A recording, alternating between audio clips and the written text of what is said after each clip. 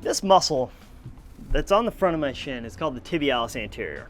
And we don't give it really a lot of attention when it comes to strength training, but it is very useful for a number of reasons. One is balance. When I'm standing up, whether on one leg or two, and something pushes me backward, that's the first system I have as an ankle strategy to pull me forward. And the tibialis anterior muscle that does this, dorsiflexion, as I kind of start to lose my balance back, it's gonna kick in and pull me back forward.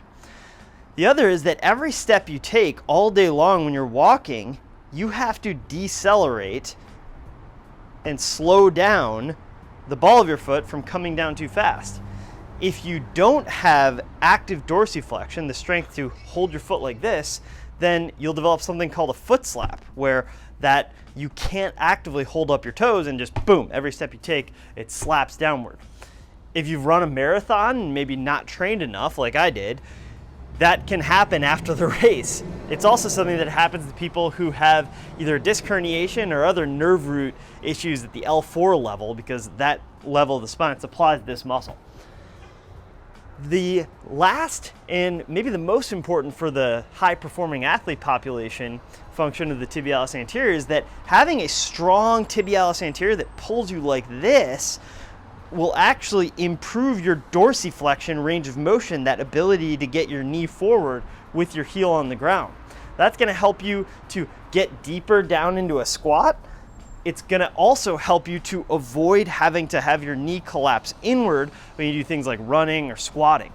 So having a strong tibialis anterior is really important for a lot of different reasons. But what are you going to do to strengthen this movement?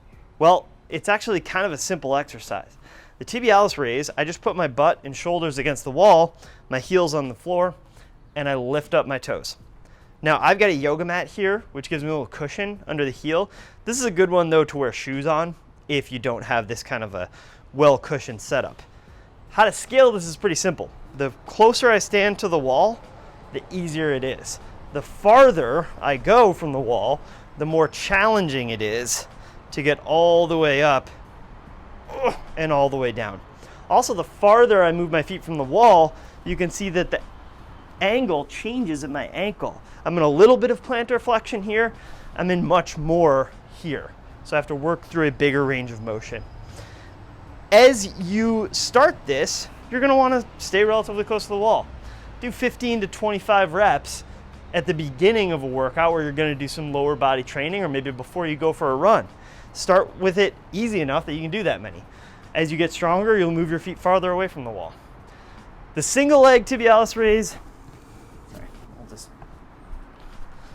this one is pretty tough to do with a single leg, and it's almost impossible to get out far from the wall and do a single leg tibialis raise. I honestly can't even get my foot off the ground. So we try to stick to 2 feet on this, but just move further and further away from the wall if you need to increase the load.